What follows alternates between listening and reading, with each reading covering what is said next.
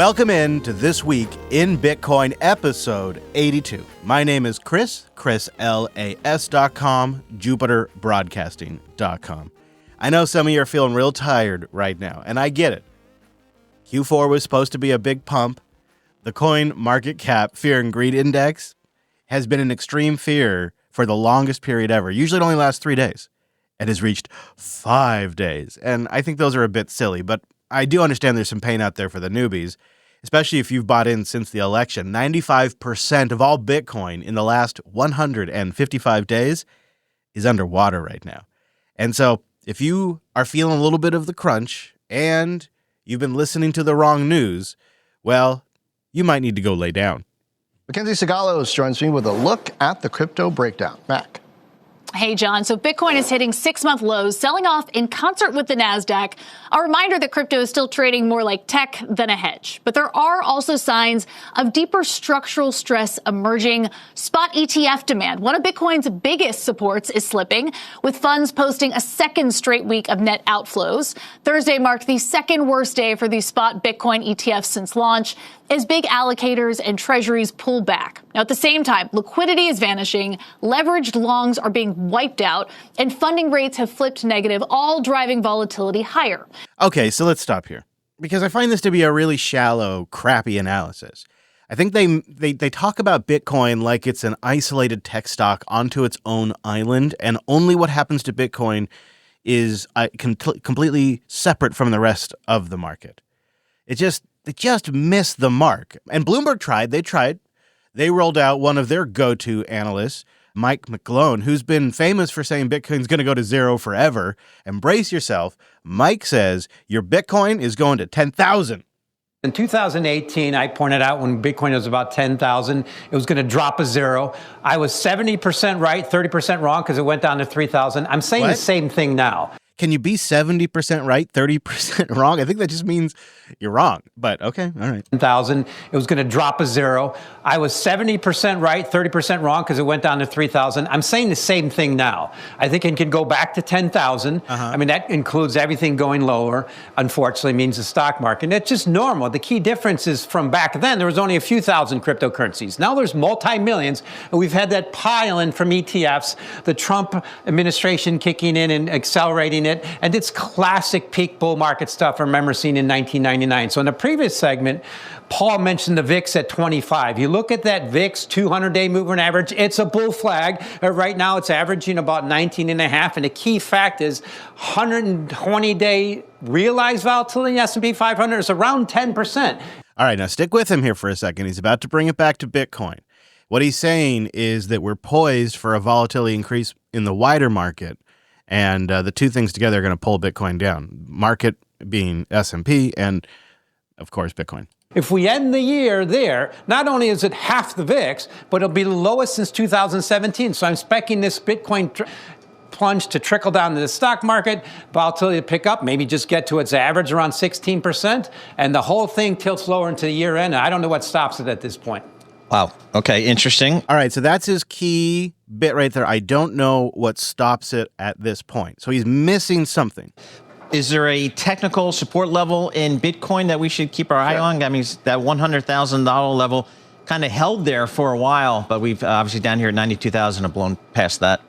Well, that's now key resistance, 100,000. It was my key inflection point starting in 2020 when I was calling for it. Yeah, I was early and I was wrong for a little while, but the key support was right now is around 90. It's stuck between 90 and 100,000. I think eventually it breaks. I love these analysts that get to be wrong 90% of the time and right 10% of the time and still get to be accredited and still get to be, considered their chief senior whatever. He's the Bloomberg Intelligence senior commodity strategist is actually what he is.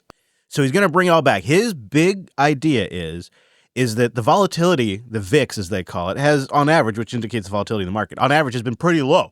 It's about to pop back, which would be a return more to normal. And when doing so, it's going to crash Bitcoin down to 10,000. He's going to wrap it up. down and heads towards 50. On an annual chart, 50 is normal. The key thing is you get the sharpest rallies in bear markets. The 200-day moving average has rolled over. MicroStrategy's 200-day moving average rolled over in August. And so maybe we'll get a little bounce, maybe get to 100,000, but I think it's all about responsive sellers. And the key thing to point out is the Bloomberg Galaxy Crypto Index, as of yesterday, was down 14% on the year after rallying about a third. If the stock market just follows that, which I think it might, all the dominoes trickle lower. And the key indication for me for all this is gold grabbing alpha this year. And when gold's alpha, something's wrong. So Bitcoin's going to go down to $10,000.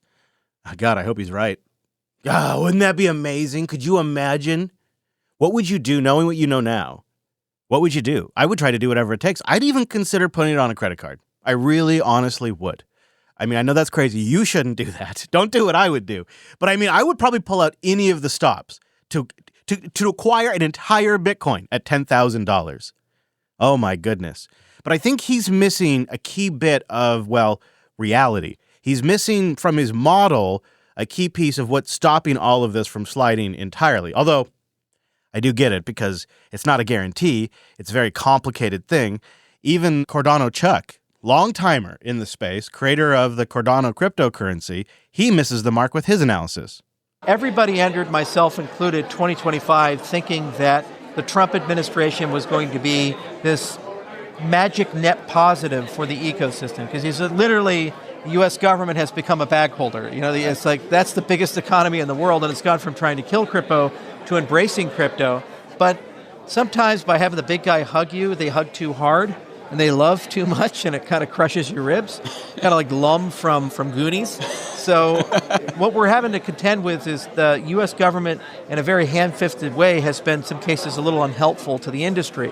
So it created an irrational exuberance, and it interfered with our normal 4-year cycle that we have, and we're trying to sort all that stuff out. Okay, so Chuck is closer to the target than Mike over there at Boomerblurg, but Chuck's not over the target quite yet. He brings it back at the end there to the 4-year cycle, and the implication is, if politics had stayed out of crypto or not hugged so hard, then we would naturally just be working through some sort of innate, built-in 4-year cycle, which I suppose, in this case, he's applying to all of crypto, which would really tie back to the halvening cycle for Bitcoin. And while I do think that's worth discussing, I think he's just missing the major aspect a little bit. And so we switch to somebody maybe a little more qualified.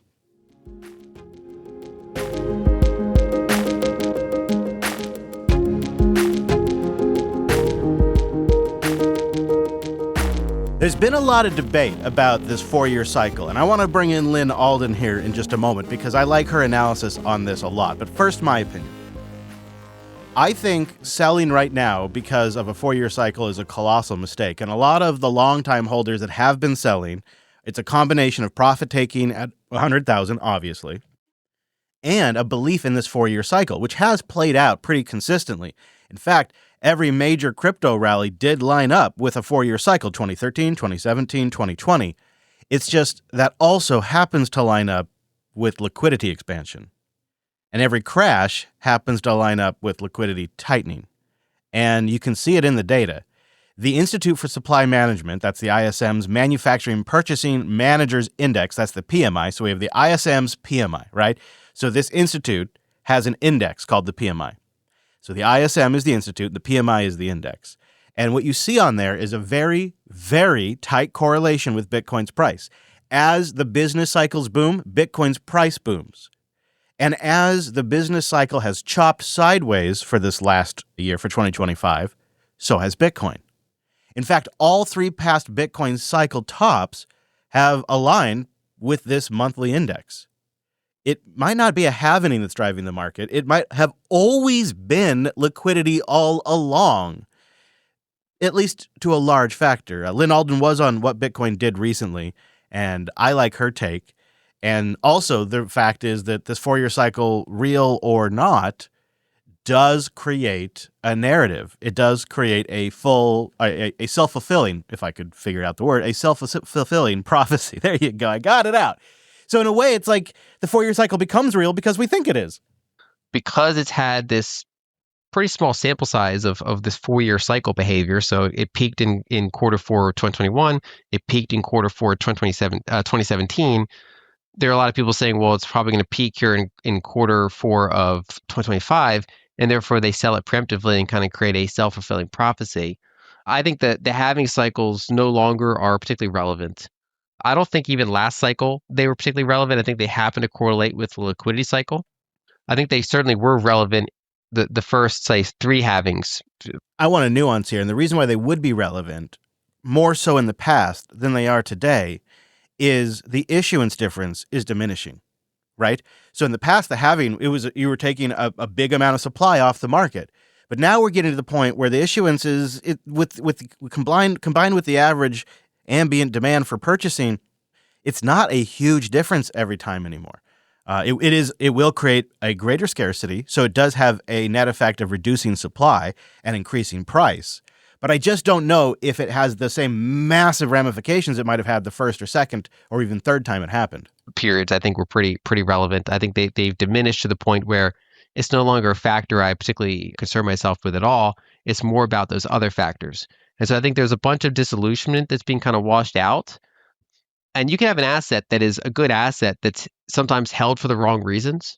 And so I think the coins are kind of rotating away from people that held for the wrong reasons or the wrong expectations, and back toward the hands of those that, have I think, more conservative expectations, while still, of course, being bullish, which is why they hold it in the first place. Yes, ultimately the money flow runs dry, so the pool of buyers thins out. And then you end up with a market that has more sellers than buyers. That drives the price down. And in Bitcoin, that can happen pretty quick because it's a 24/7 globally traded asset, yada, yada, yada. So when the price drops, people who bet that the price would be going up and not down, well, they start to get screwed. You have people that have leverage trades, options traders, margin loans, etc. They all start to get forced to sell, sometimes mechanically, not even by choice. That accelerates the price drop and then forces more selling, obviously, because different liquidation levels get reached. So in this ISM manufacturing PMI, which measures the U.S. industrial activity, it has remained below the neutral 50 mark for the last 7 consecutive months. That's not normal, and that's a contraction. A lot like we're seeing in Bitcoin. Now, the reality is we're on the edge of a transition, and I think Bitcoin's figuring this out too. In 2 weeks, quantitative tightening ends. Now, that doesn't mean we have quantitative easing, but it does mean a liquidity drain is getting removed from the market. We also have the TGA beginning to spend again. And so how long it takes money to get from the printer to spot Bitcoin is hard to say. But when it starts to be sniffed, the people are going to try to front run it, and the price will reflect it before it even happens. So that acts ultimately as a new flow of buyers. That's the backstop. That, to me, seems to be the backstop. That's why I don't think it's going to get to $10,000. And if it did, people would absolutely buy like crazy. The issue is that Bitcoin is like a red light on the dashboard telling you we got a liquidity problem. It's just a dummy light, though, in some senses. It doesn't give you exact details. It just says, hey, we've got a problem. The common meme here is that Bitcoin's a smoke detector. And in fact, Preston Fish had Luke Groman on his podcast just like the other day as I record. And in 3 minutes, Luke breaks down really all of the recent liquidity issues that have brought us to this current kind of grinding spot. Furthermore, we're now seeing early signs of stress in the overnight funding markets. There's a variety of views on that. Mine is that it is essentially, we're now 30 months into the U.S. shifting issuance to the front end because there's not enough demand at the back end. To make clear what he's saying, much like Bad Girl Yellen, Scott Bessent is issuing a bunch of short-term debt because that's exaggerating. There really isn't a robust market for the U.S.'s long-term debt. Essentially, the buyers don't want to buy long-term U.S. debt, which means they're not exactly too confident long-term in the U.S. fiscal situation. But they are willing to buy short-term debt. But that is a process that obviously gets expensive and requires a lot of shuffling of the money. That it is essentially, we're now 30 months into the U.S. shifting issuance to the front end because there's not enough demand at the back end. And as a result, Besant has a red queen or Axl Rose problem, if you will. I used to do a little, but the little wouldn't do it. So the little got more and more, or the red queen, I got to run faster and faster to stay in the same spot. There's more and more issuance coming, right? So 2013, we were rolling about $100 billion of T-bills a week per Secretary of the Treasury, Jack Lew. Now it's $550 billion per week being rolled per my friend Andy Constant. And so that requires having a greater level of money in the Treasury General Account, or TGA, which Besant is doing, which is in turn putting overnight funding strains on overnight funding markets, akin to a little bit like what we saw in 2019. So you're seeing tightening liquidity there and sort of spot applications of liquidity in terms of standing repo facility being borrowed against in a bigger way than we have seen ever before. It's back to basically nothing, but 2 weeks ago on Halloween, it was $50 billion overnight. So that's not a problem that's going to go away. And they'll continue to put spot applications of liquidity. You're seeing in Japan. Okay, before we get to the Japan stuff, I think the takeaway there is the Treasury is going to act as a larger vacuum of liquidity than they have in the past, and they have no choice. And perhaps, I don't know. This is why I defer to Luke on this. But as the debt situation worsens and the interest payments worsen, that situation where the Treasury is going to need more and more money worsens. And so consistently, the Treasury is going to be sucking more and more liquidity out of the system. And it really is going to depend on how much other money is flowing in to offset that and how Bitcoin responds to that. And some of that might be getting worked out right now in the market. Of standing repo facility being borrowed against in a bigger way than we have seen ever before.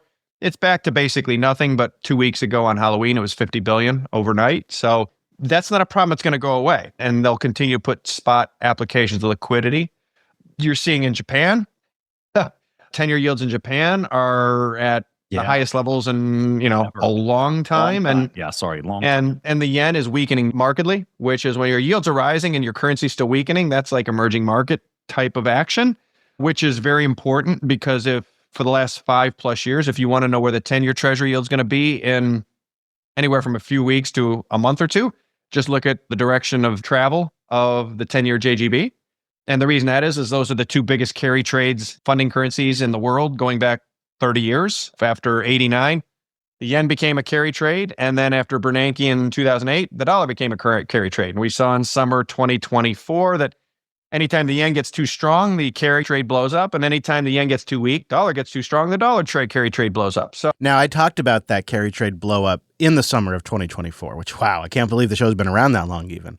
And in that episode, I predicted, to a degree, a prediction's a strong term, I suggested that this is going to be a slow roll. Like these types of things don't just unwind in a couple of weeks, and there's going to be ups and downs for a while. And Luke is saying, yeah, we're still experiencing that. And it's something that needs to be watched right now. 24, that anytime the yen gets too strong, the carry trade blows up. And anytime the yen gets too weak, dollar gets too strong, the carry trade blows up. So you're sort of between Scylla and Charybdis on that front, with Scylla starting to get a little mouthy in terms of the Japanese 10-year bond yields.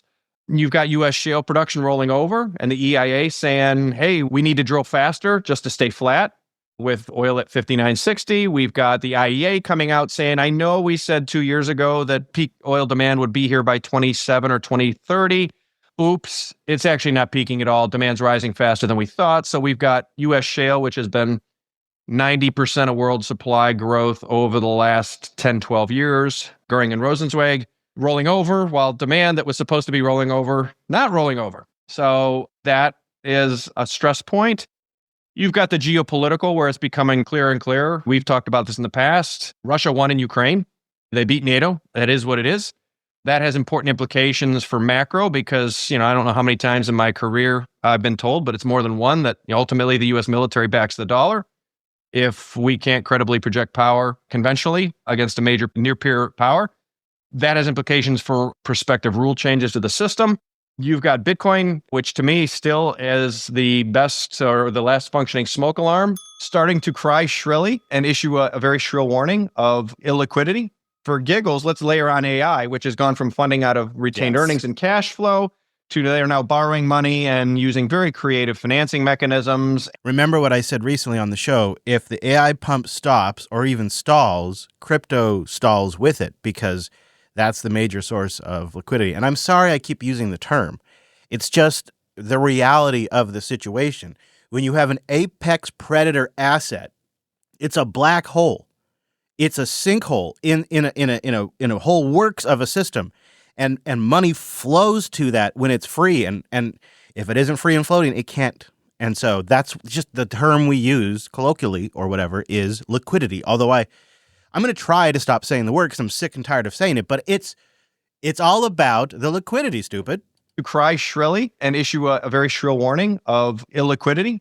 For giggles, let's layer on AI, which has gone from funding out of retained earnings and cash flow to they are now borrowing money and using very creative financing mechanisms. And, I had a good friend of mine point out that credit spreads on Oracle debt are starting to rise. Credit default swaps on Oracle are starting to rise sharply. And the hyperscaler.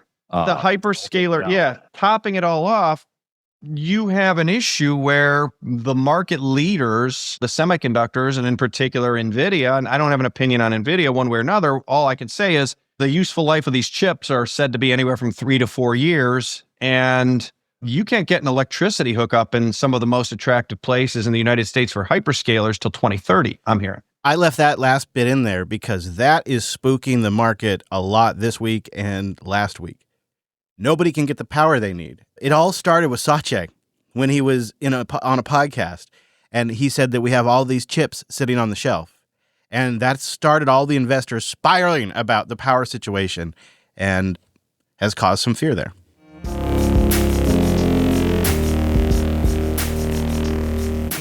Sometimes you have to reset and figure out the changing landscape. And I think when Trump came into office, there was an expectation that at the end of the day, he would capitulate to the markets. The markets would be his ultimate boss. He would try a policy.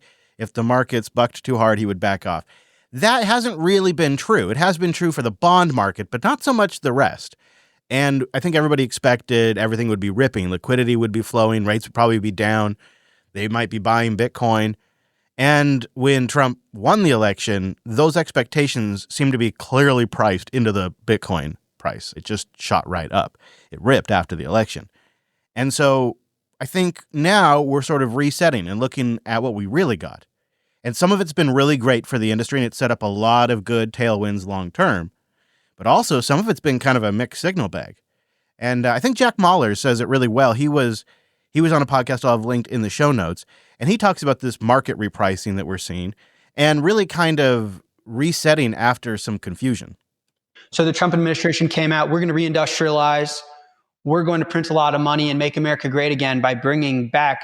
The way I think about the United States is China has disrupted Red America and the internet has disrupted Blue America. And they both kind of fight these enemies. And Trump came in and said, we're going to fight China by reindustrializing. And that implies a lot of money printing, a lot of stimulus.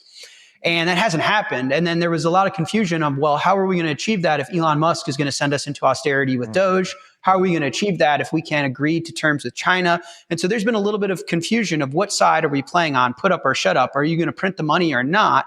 And that's where the confusion has come from. At the end of the day, to me, Bitcoin is priced on future expectations of fiat liquidity, period. Bitcoin is the antithesis of fiat. Fiat has no supply cap. Bitcoin is finite. Fiat can be censored. Bitcoin can't. Fiat cannot be audited. Bitcoin can be audited by anybody. And so Bitcoin is the best expression of fiat. And so if there's tightening of fiat liquidity, then Bitcoin is going to be the smoke alarm that shows us that. And so I actually put out a post on X over the weekend where I said, gold making new highs this year shows us that governments and central banks have to print, but Bitcoin falling from highs right now shows us that they might have a liquidity crisis before they're forced to. Now, that's actually semi-brilliant because what he's explaining is why gold is ripping and Bitcoin is sliding.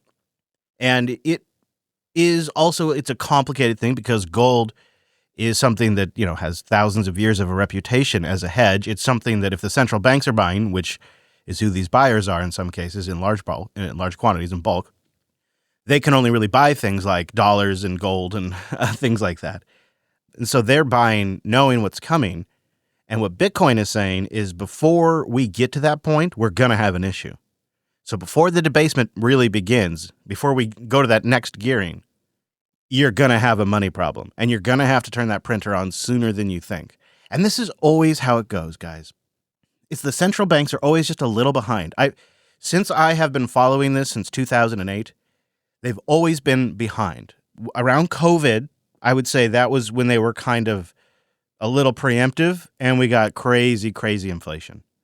But they're always, because they're so data-driven, and the data is collected by things that have already happened, and the data doesn't reflect what's currently happening, I believe they're always inherently behind. And so while they're getting ready, I would imagine, for quantitative easing, and they're getting ready to lower the rates a few more times, the truth is they probably have already needed to do it. Because they've been looking at Wall Street and seeing Wall Street just crack off and think everything's okay. But Main Street's essentially been in a recession since COVID. And it's been rolling to different areas at stronger times. But now it seems to have spread quite wide. A family member of mine lives in a different state than I do, but a state that's been seeing, well, it's Florida. It's been seeing a lot of people move in. And another family member of mine is also in real estate in Austin. Crazy stories I'm hearing out of there about the wild dips in market demand. And I think we're seeing that spread out.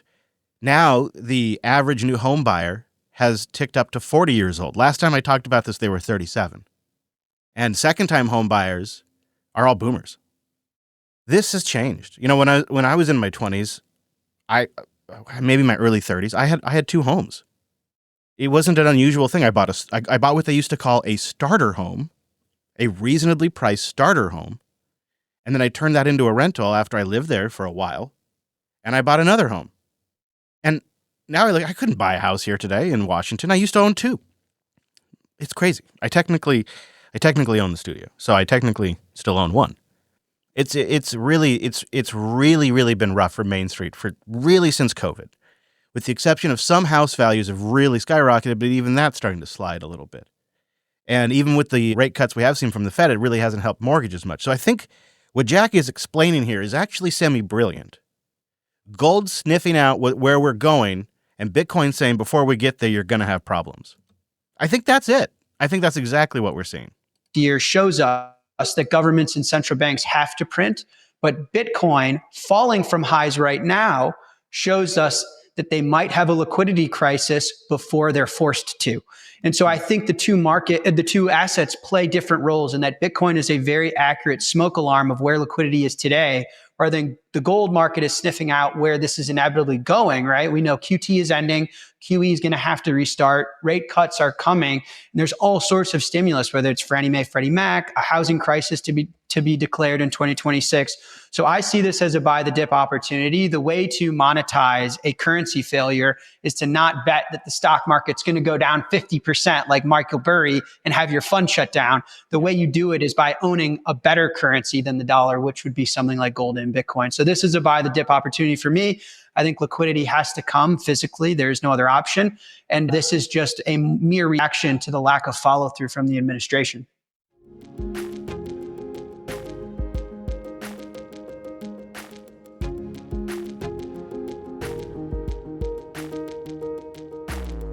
I agree that some of the turbulence could be from tariffs, the market digesting what has and hasn't been delivered. I also think we've had a tremendous amount of tailwind set up, and that there really wouldn't be a crypto industry if the election had probably gone a different direction, or not much of one. It's hard to say where Bitcoin would be. But while everybody's been freaking out, it appears that 4 countries have bought Bitcoin. Well, and also the Czech National Bank also purchased Bitcoin for the first time. But strong rumors are, I have not seen absolute confirmation, but there are strong rumors that the UAE has purchased Bitcoin. I'm looking for confirmation if anybody sees it. But Kelly just announced that El Salvador bought more Bitcoin. Luxembourg bought Bitcoin in this last week. And yeah, like I mentioned, the Czechs did too. And really what's been fascinating is individuals that have large amounts of Bitcoin who were the cohorts that were selling over the last couple of months have now switched to the cohorts who are stacking. In fact, Bitcoin wallets that hold more than 1,000 Bitcoin in them already have been adding Bitcoin at a wild dip. And of course, your buddy Mikey Saylor is one of them. Last time our next guest was on CNBC, he was expecting Bitcoin to be $150,000 by the end of the year. Want to find out if he's changed his tune? since late October, given the recent move in the crypto space. You're looking at Bitcoin right now at $94,632. Michael Saylor is here, strategy founder and executive chairman. Good morning to you. What do you think? 150 by the end of the year? What do you think's happening here? I think we all want to go to the moon, but if you want to ride the rocket, you got to be prepared to pull the G's. Over 5 years, Bitcoin's had like 6 brutal drawdowns. If you roll the clock back 13 months, we were sitting around 68,000. And then after the Trump election, we had this incredible rally from 68 to 106,000 in 5 weeks. If you go back 14 months, we were about 55,000. And so if you'd said we're going to go from 55,000 to 94,000 in 14 months, that would have exceeded any reasonable investor's expectations. Over 5 years, Bitcoin's up about 50% a year on average for the 5 years. Gold and S&P are studying the cost of capital to 14%. My company's strategy is up 71%, equivalent to NVIDIA. There's no other stock in the S&P that's done any better.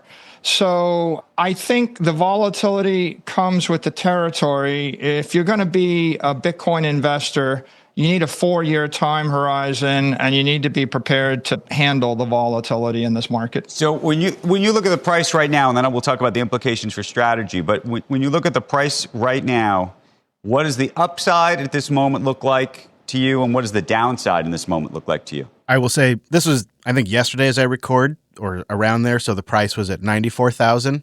So this was, in fact, not the floor. I feel like we put in a pretty strong base of support around here. There's an incredible amount of leverage coming out of the system, a lot of liquidation. A lot of the OG holders were selling at the $100,000 level. And so I'm fairly comfortable at this level. I would think that we'll build from this base and we'll rally from here. They did not build from this base, and they did not rally from here.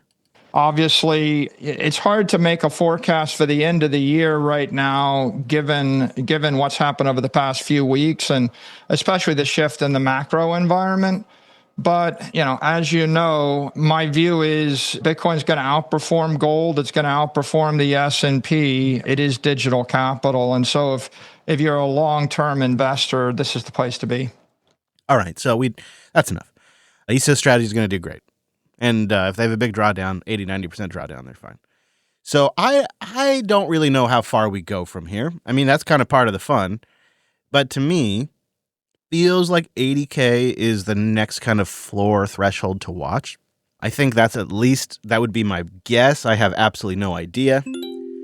And that leads me to my question this week. Do you just stick with the DCA strategy when we're having a dip like this? Or do you go in and try to do like a snipe buy? Like a smash grab? I'll tell you mine. I do try to snipe the dip a little bit. Nothing major, usually just enough so I can say I did it, to be honest with you.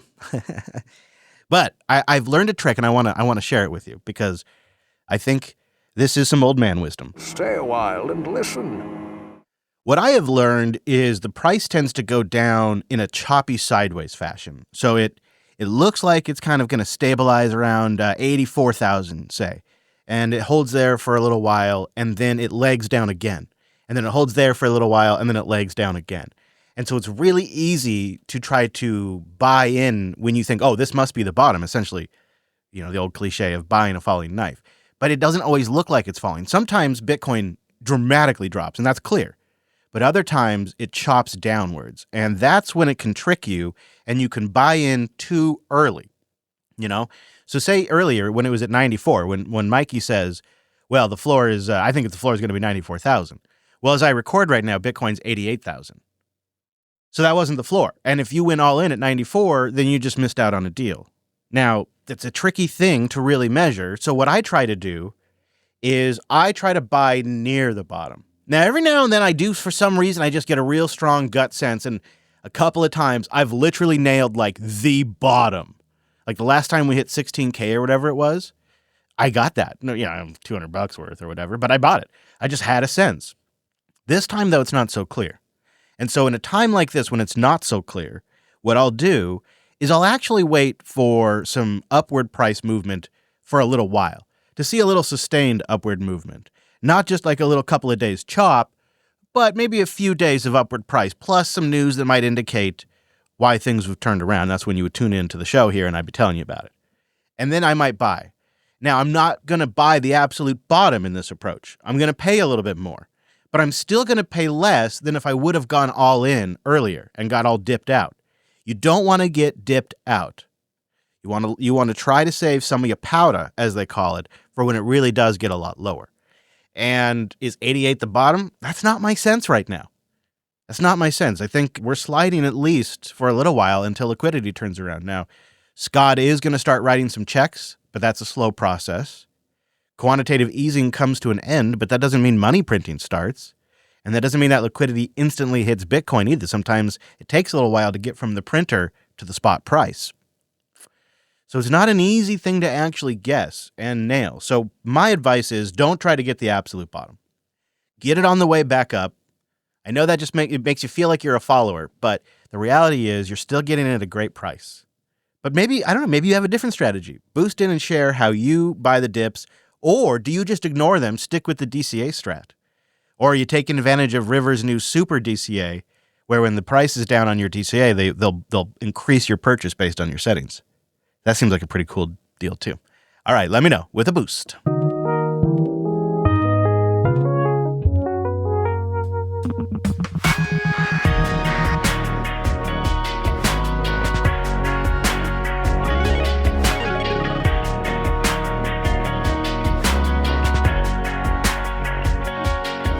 Well, if you're going to nab some of that dip, you can support the show just by doing what you do. If you want to buy the sats on River, use my link in the show notes. Every little dip stack supports the show. If you are all about self-custody, you don't want a middleman wallet, the Bitcoin Well is in the US and Canada, and it's an amazing all self-custody Bitcoin platform. You buy and sell from your own wallet. They don't store your Bitcoin at all. Now, if you got some Bitcoin, maybe some sats, you want to put them in a Lightning wallet and spend them on something, that gets you. The Bitcoin company's got you covered. You can put your sats into a gift card in just minutes all over the Lightning Network. You don't even have to create an account. You could just use Lightning to log in, and they only do Bitcoin. Unlike the other gift card places that do all the different cryptos, the Bitcoin company focuses on Bitcoin. Now, if you want to stack sats while you're paying bills, another great place to get gift cards. You want to take advantage of Fold. That's what is like the go-to method for passive stacking while paying bills, the Fold card. Last but not least, if you need to get access to your Bitcoin without selling it, little liquidity yourself, check out Salt Lending. One of the nice things is they do have a margin call protection program where when things get real dicey, they can convert your Bitcoin collateral into stable coins, hold it at that value, and then convert it back once the price starts going up. It's real nice during those kind of dicey moments. Links to all of that in the show notes.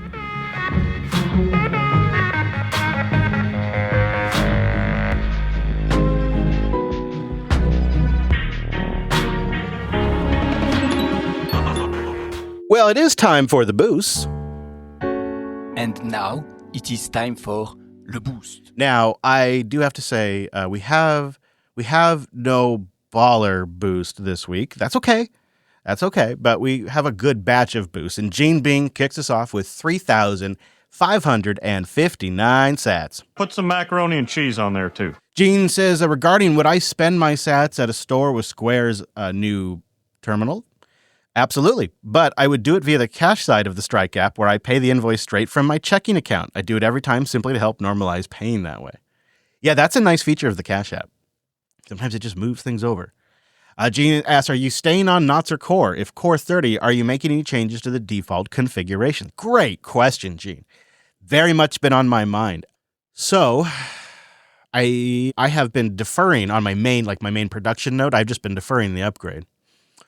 But after today's news, which I'll get to in the updates, I might eventually go to Core 30 with config changes. I just haven't made up my mind yet. But I don't think I'm going to be going to Knots. And I'll explain why in the update section. Good question. Thank you, Gene. Paranoid Coder comes in with 2,000 sats. Pew, pew, pew. I've been appreciating your rational take on the filtering debate. Keep it up. And thanks for the content, as always. Thank you, Paranoid. Yeah, I've been following it this week. I got a few updates. And there's been some, I have to say, there's been changes on both sides that I think are worth talking about. But it's not as big of an update this week. Thank you, Paranoid. Appreciate that. Ace Ackerman's here with a row of ducks. 2,222 sats. Ace says, I can tell you with absolute certainty, I will never trade sats for a pumpkin spice latte. It's understandable. What about a pizza? Thanks, Ace. So Hangs here with 2,000 sats. Coming in hot with the boost. Hey, Chris, I usually listen to the Linux stuff you make, but I occasionally tune in over here, even though I don't really care about the coin stuff. You're really just that good of a podcaster. And so a good podcaster gets sats. Thank you, sir. Fun will now commence. Anyways, the op return drama was so tempting not to check it out for myself. It's sizzling and fresh off the grill. The hot take the Bitcoin Cash people were right all along. Give me both SegWit and larger blocks and forget about the whole innovated side chain apps nonsense. Also, that cuts deep. Thank you, sir. Even though you don't enjoy the coin crap. Live long and prosper. VC Valo comes in with 2,521 sats. Of course I'm going to spend my sats. I don't have another choice. I don't hold dollars. Whoa, really? I'd like to hear a little bit more about that. Have you told me more about that? Are you doing like credit card for some stuff? Even when a merchant sees me using a credit card, I'm paying this and I use it via Bitcoin bill payment via Strike. But for everyone else, they can use the Cash App to make a Lightning payment from their USD balance or a linked debit card. Bitcoin is a new payments rail. Yeah, I love that Cash App is doing this. So if you didn't know out there, Cash App will let you spend your dollar balance over the Lightning Network. They're just handling it on the back end. How cool is that? So you have a credit card. Okay, so that rings a bell. Okay, so I'm just curious how that's working because my dream, and I don't think I'm going to get there this year because I've just been so busy. My dream is all my income comes in via sats. And then either through a line of credit that is reasonable or through Strike Bill Pay, and I just pay the tax stuff. I pay what I need, like a once a month credit card bill or something like that. Like that would be the dream, is maybe one or two bills. I don't know. I'd love to just have an update on how that's working for you. Thank you for the boost. Boba's here with a row of ducks. Unless Square has an SBR, a Bitcoin reserve, they're likely to just immediately convert to fiat. Keeping an ever-changing asset on the books would be a nightmare. They're only interested in velocity of transactions and the fees associated with them. Although I appreciate the novelty and widespread adoption, why would I exchange a hard asset for a depreciating one, let alone a consumable one? Who wants to go down in this history as purchasing the most expensive cup of coffee in the world or pizza? I'll just stack and hodl.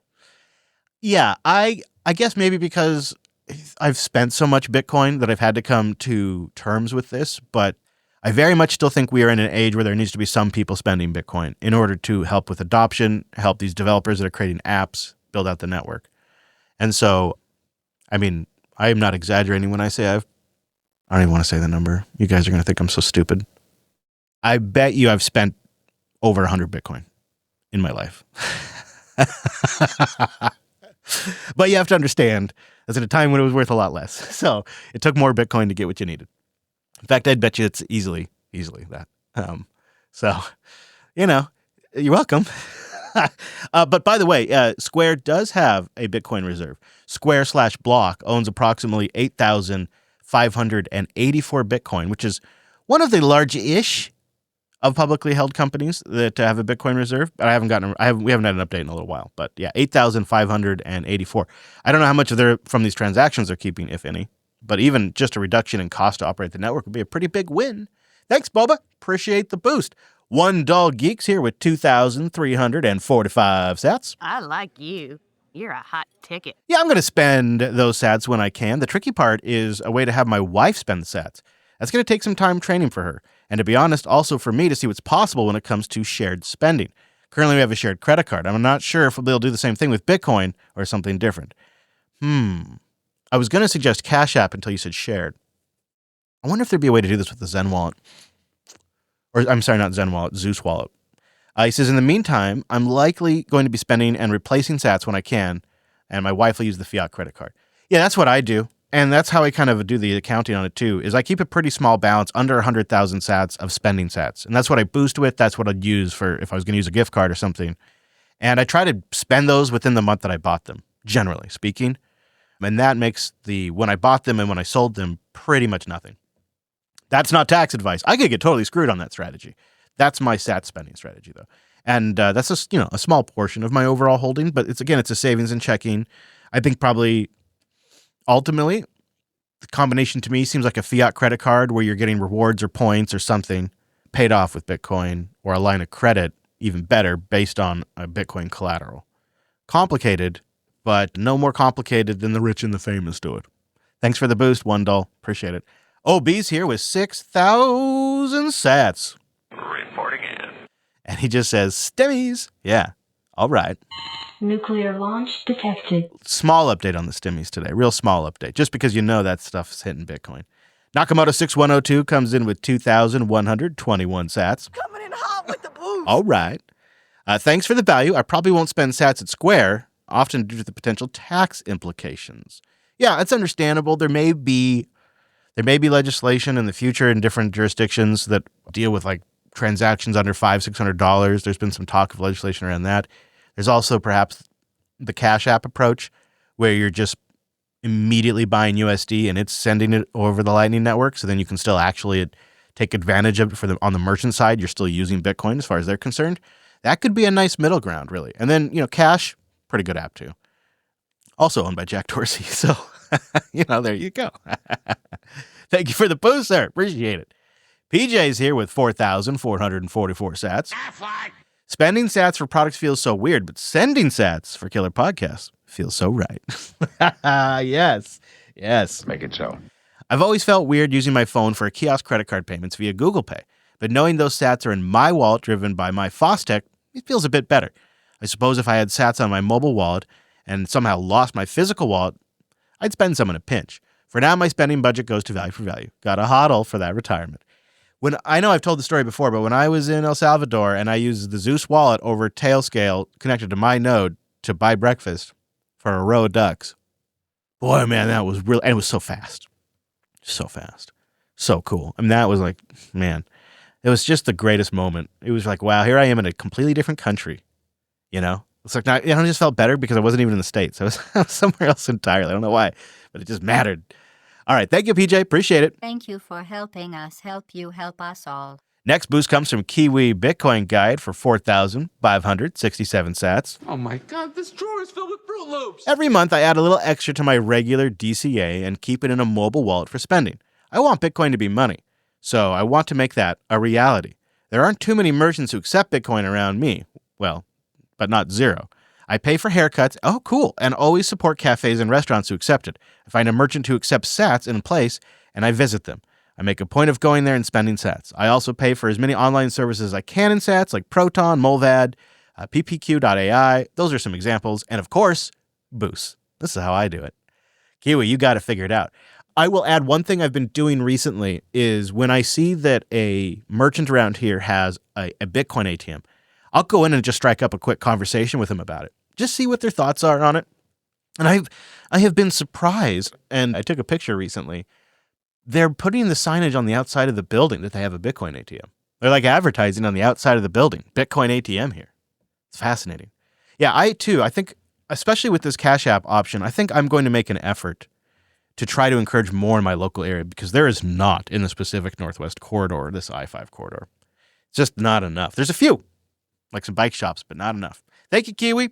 Appreciate you. True Grits is here. Hey, True Grits, nice to see you. And he's got a Spaceballs boost. 1, 2, 3, 4, 5 sats. So the combination is 1, 2, 3, 4, 5. Well, surprise, surprise. I'm still making my way up to the current episodes. Lessons for everybody. Don't ever get behind. I think I've been catching up since the Bitcoin Dad Pod. It's been a while since we had a good old-fashioned Chris soapbox. I enjoy them for no other reason than you are clearly passionate. And in this case, people are actively, maybe accidentally, advocating to keep podcasting stagnant. Keep up the work. Oh, I think I know what rant you're talking about. Drew Grits, it's good to hear from you. And thanks for the Time Traveler boost. Appreciate that. Maris February is here. I think that's probably it, with 10,000 sats. It's over 9,000! Thank you for summarizing the events when I don't have much time to stay up to date. Well, thank you for boosting it. I think that's your first boost, I believe. Sorry if it's not, but it's nice to hear from you. Hey, Ed Broughton's back with a row of ducks. In anticipation of your deep dive on AlbiHub, oh, here we go, which is in the works, although it may be after the Thanksgiving holiday, by the way, but it is in the works. It's something I have to figure out, also Wes's schedule. But let me say, AlbiHub is becoming a growing disappointment for me. I tried to create a 2-hosted Docker AlbiHub instance with the idea that I would experiment with custom channels between the 2 instances to try to avoid the LSPs baked into AlbiHub. Wrong. It seems at every turn, AlbiHub hides key technical details and config options from the UI in the name of security and ease of use. Overriding the default web address for the web admin console with a secure telnet IP seems to break AlbiHub's interaction with the external internet. AlbiHub is not an experimenter's dream, more of a nightmare. Well, I don't think that's been my impression, although I'm trying to think, I don't know if I've accessed an AlbiHub over a telnet IP. So what you're trying to say is you're trying to get AlbiHub to listen on the telnet IP, and when you get it to listen on the telnet hub IP, it can't do stuff on the public internet? Am I following you, Ed? That probably is a problem, if I'm following you there. And I don't know if I've tried that. I am a big mesh networking guy, but I don't know if I've tried to implicitly get the server to just listen on the telnet IP. Thanks, Ed, and I would like a little more info on that. It's something I could always bring up to them next time I chat. Bobby Pin's here with 10,000 sats. Woohoo! That's a tasty burger. This is a tasty burger. You want to know how a raise, like a pay raise, would get processed by the economy? Well, I'd increase my DCA. Yeah, man, that's right. I love it, dude. The traders love the vol. Also, I'd have a bit more for my smash buys when the price drops. Yep. There's also talks of a 2,000 STEMI coming in. That should cover the cost of a Avalon Q and a few months of electricity. How interesting. So I guess both of them would get processed as sats in my wallet. If I have missed out for some, maybe as a small business owner, I don't know what it is because I don't make a ton of money, but I did not get the last rounds of STEMIs, the COVID round or the Trump round. But if I did get $2,000, what I would love to do is get maybe a BitAxe or something. Spend some of it on that. That's a great idea. I've wanted to do that badly. Just a little, fun miner. How cool would it be to come on here and give you a little mining updates from my tiny little stupid pleb miner? I'd love that. I like your outlook. I think that's pretty good, Bobby. Yeah, up that DCA for a little bit when that STEMI comes in. I will have a STEMI update for you in just a little bit, just a small one, coming up in the update section. Thank you, everybody who boosted. It was a lighter week. We had 39 of you stream sats, and you collectively stacked for the streaming 31,951 sats. When you combine that with our boosters, we stacked 101,840. So not a total bust. Really, a lot of our longtime regulars coming in with regular amounts brought us up to 100,000. So that feels pretty good. Thank you, everybody out there who does support the show. Really do appreciate it, especially these days. It's a lot of work, but I'm very passionate about the subject matter, so to have you step up with the value is much appreciated. If you'd like to boost the show, Fountain FM is making it easier and easier, and they host the whole infrastructure, or you can go get AlbiHub and see if it's a nightmare or a dream. And you can start at podcastapps.com for a new podcast app. All right, well, let's do a few updates. I'd like to talk about the reduced data temporary soft fork, aka the proposal formerly known as BIP 444, aka the filter fork, aka the spam filter BIP. And I do like that they're trying out some new narratives because they have gotten some pushback on the whole CSAM is the primary concern because it's been, kind of overhit, it's sort of over-focused on. So the Bitcoin mechanic, who I like, he was on stage recently at an event and tried to roll out a new narrative of why we need to soft fork. The users can't delete it. It's a gift. If I'm some guy scamming someone and I need some old lady to pull some malware from something and then run it on her computer, if it's my server she has to download it from, there's a trail there. But if I can tell her, just reach out to the Bitcoin network in block 920,000, download this op return, and here is the malware, run it locally, chop off the first few bytes. It's such a gift for people that want to do scamming and stuff like that. What? So okay. All right. So we need to potentially soft fork and lock up people's UTXOs for a year because some theoretical scammer might get some theoretical granny to use some sort of new tool that has yet to be created to go extract malware from some random pleb's Bitcoin node. And then Granny would then extract it and then chop off the bits somehow with another tool. And then Granny would execute that malware and have her fortune stolen? Is that what are we concerned? That's where soft forking and taking away people's UTXOs and creating a new way where the federal government could then filter other transactions? To me, really, is this the alternative narrative? I got to listen again. I got to play that because I'm not sure if maybe I'm not following this. That can't be it. And I need some old lady to pull some malware from something and then run it on her computer. If it's my server she has to download it from, there's a trail there. But if I can tell her, yeah, just reach out to the Bitcoin network in block 920,000, download this op return, and here is the malware, run it locally, chop off the first few bytes. It's such a gift for people that want to do scamming and stuff like that. Yeah, I just don't follow. That doesn't seem like a real risk. That seems like a theoretical possibility, but the real threat would be turning the entire Bitcoin node network over to knots, where they would be essentially under the governance of one developer. And I think really this test of a new narrative is because they have a real problem setting in. And that problem is that Bitcoin Core 30 is seeing rapid adoption. And if knots doesn't have a large enough share, well, how are they going to get consensus? And so as the network slips from them, I think they're getting a little more concerned. I don't know if I want to use the word desperate, but this is Matthew Cratter at Bitcoin University, and he's calling for a soft fork right now. Today I want to talk about why we need a soft fork now, and I wanted to put all this information together in one video so it'd be easy to share. The context for this is we now have a major crisis on our hands. More and more Bitcoin nodes running Bitcoin Core 30 have been popping up. Bitcoin Core 30 is a highly contentious node software update, and it's so contentious in fact that the process of trying to force it down Bitcoiners' throats led to 20% of the Bitcoin network abandoning Bitcoin Core and moving to Bitcoin knots, and that's unprecedented in Bitcoin's history. As we can see here, we're getting a little bit of a pullback in Bitcoin knots nodes, but we're still currently at about 18 to 20% of the network. Here's Core 30 nodes currently at about 11.82% of the network. Bitcoin knots adoption has been extremely impressive, but it cannot hide the fact that almost 12% of the Bitcoin network is now actively running software, namely Bitcoin Core 30, that relays large op returns around the network. Large op returns expose the Bitcoin network to the greatest risks from arbitrary data from. So, okay, we know about the op return risk. I think it's interesting that he used the term "it can't hide the fact." That's an interesting use of the phrasing here. A couple of things that don't make sense to me. And he said it's kind of a crisis here. Well, first of all, if the rapid adoption of knots was such a strong signal, then doesn't that make the rapid adoption of Core 30 also a strong signal? And then secondly, and I would say more importantly, if it's such an urgent threat and Bitcoin 30 already is the largest node version on the network, it has the largest share of the network, why isn't all this awful stuff happening right now? Why isn't Granny's computer getting taken over with malware from the blockchain? Why aren't we seeing a lot of CSAM show up? Where's all the spam? The mempools are absolutely empty. I'm looking at 2 blocks right now that have 80 transactions in them. It's 1 sat per VByte right now. Where's the spam problem? Where's the malware problem? Where's the CSAM problem? We don't seem to have a big problem, even when it's nearly free to do so.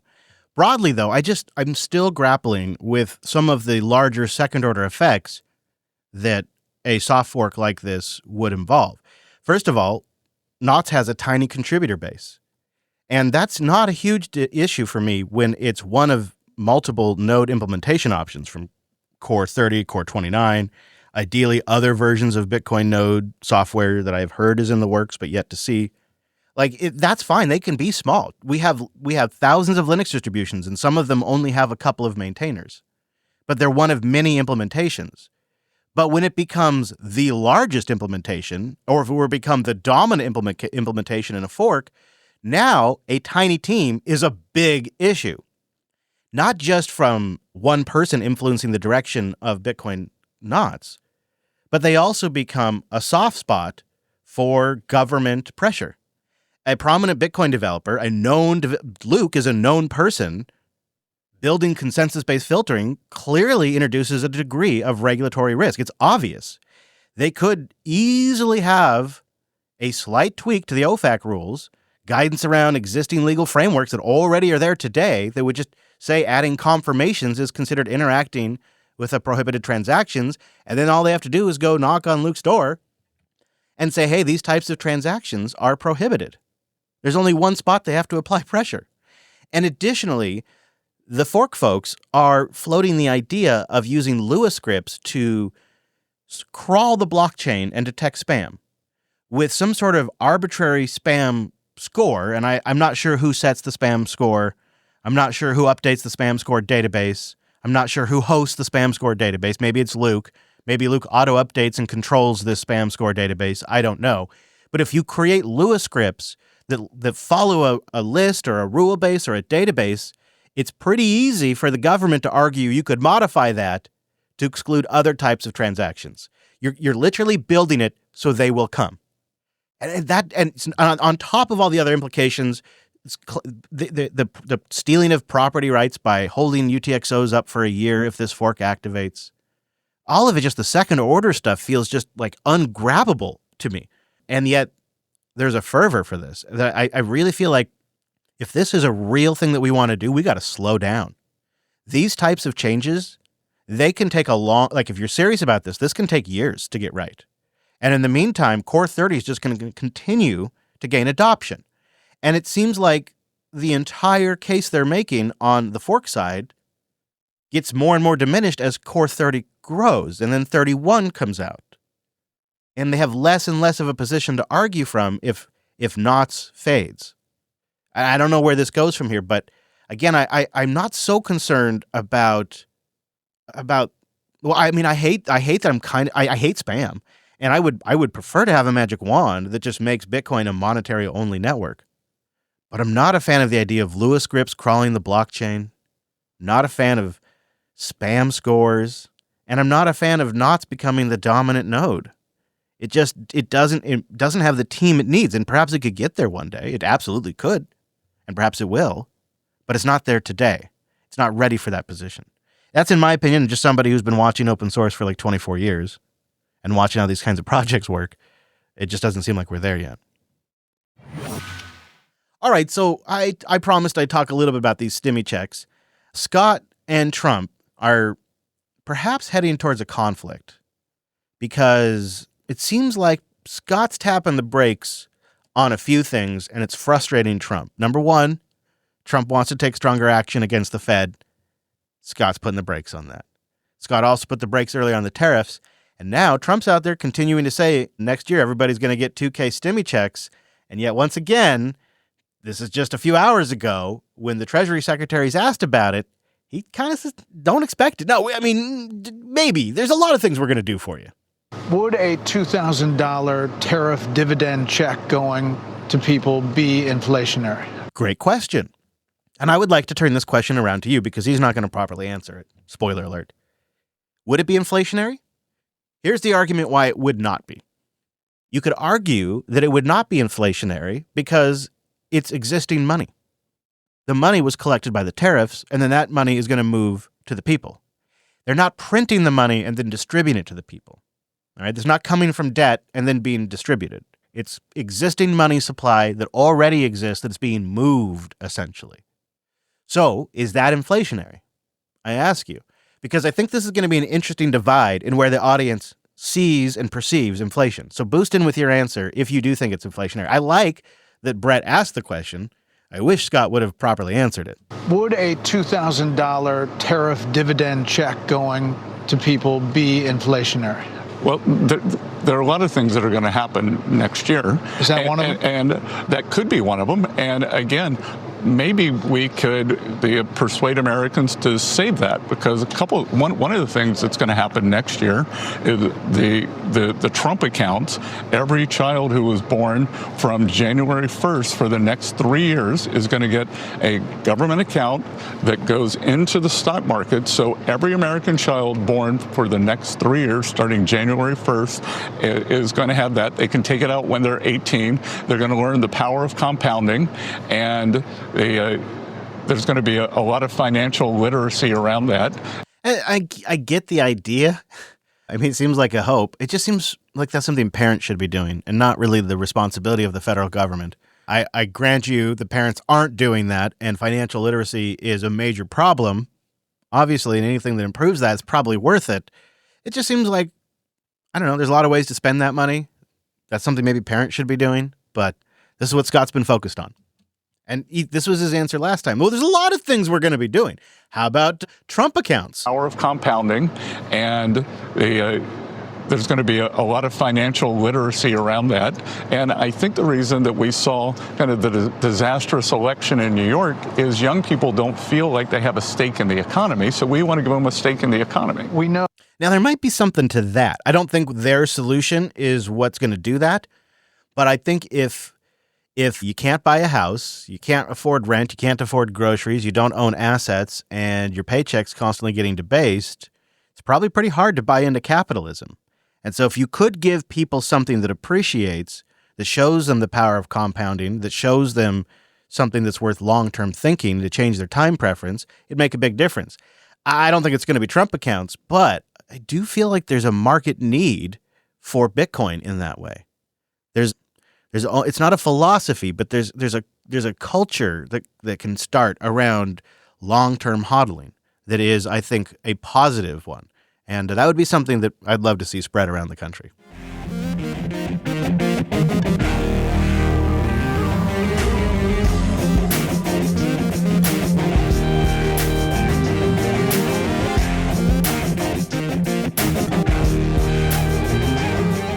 From around the country to the world. Now, our final clip, yes, it's that time of the week. I have to give some props to Natalie Brunell. Nobody's perfect, and I'm not putting her up on a pedestal, but I'm pretty consistently impressed with her ability to go onto mainstream television, specifically the financial news, when Bitcoin is dipping. While it's in the process of dipping, and she goes on there and she nails the sales pitch to normies every single time in the face of what could be an awkward moment. And I say that because I've watched a lot of analysts go on these shows and just fumble these moments. But Natalie nails it every single time. That's right. I think that Bitcoin has the superior properties that make for a great form of money, a great asset that we can invest in over the long term. You know, I know you talk about companies in the S&P 500 all the time. The average lifespan is about 20 to 30 years. This is the 100-year investment. And I think for the average person, which is really my target audience, for the average person, it's been so hard to accumulate capital, to have a seat at the table. We have such an incredible wealth divide, and Bitcoin allows us to catch up. It has for me. It has for all these people that I've met. It has for Michael Saylor, who found new purpose through Bitcoin, and I think it will do so for billions of people around the world. You've always been Bitcoin, Bitcoin, Bitcoin. Other digital currencies, digital assets are getting some shine right now. They've done, there's the new cases out there for Ethereum. You've got a government that's backing crypto. Are you looking elsewhere? Are you still, it's all still about for you Bitcoin?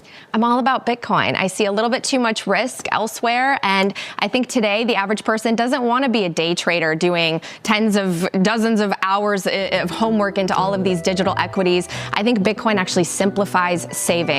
And I think it's here to stay forever. So when you have a winner, it sometimes hurts to diversify.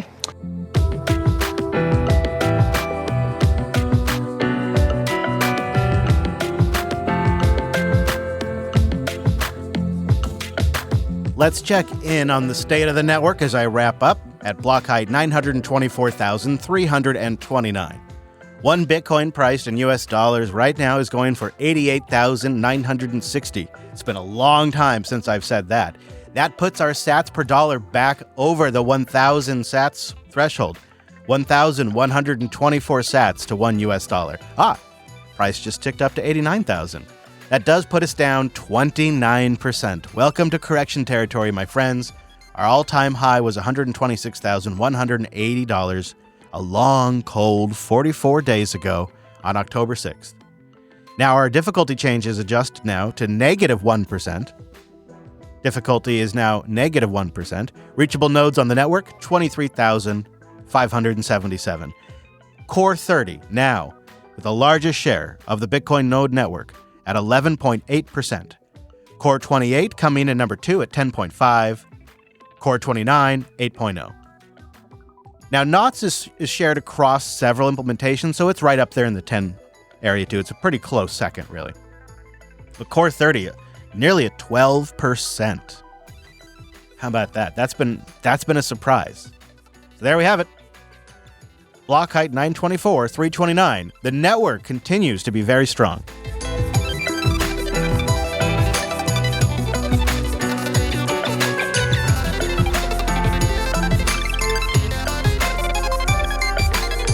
Well, if you made it this far, you should go check out the links, thisweekinbitcoin.show. I have all the episodes over there. A bunch of other great JB shows you should check out as well. My goal is to try to give you the analysis without the emotions around what's happening. I hope I did that. Let me know how I did. Try to focus on the signal for you. Send a boost in to let me know. And of course, boost in with what I missed or what else you'd like to see from the show. And of course, I want your answer on how you stack during the dip. And if you think the stimulus check will be technically inflationary, I'd like to know that as well. Now, as I do, I'm going to wrap you up with a value for value track. So if you boost in during the song, 95% of your sats go to the artist, and it really makes a difference. They love it. Now, this track I'm going to play does have some explicit lyrics, so if that is a concern for you, you'll probably want to turn it off once it starts playing. But once it does play, send them a boost and tell them thanks. And this week, I'm going to leave you with a track by Longy, and it's called Auto Interwoven Minds.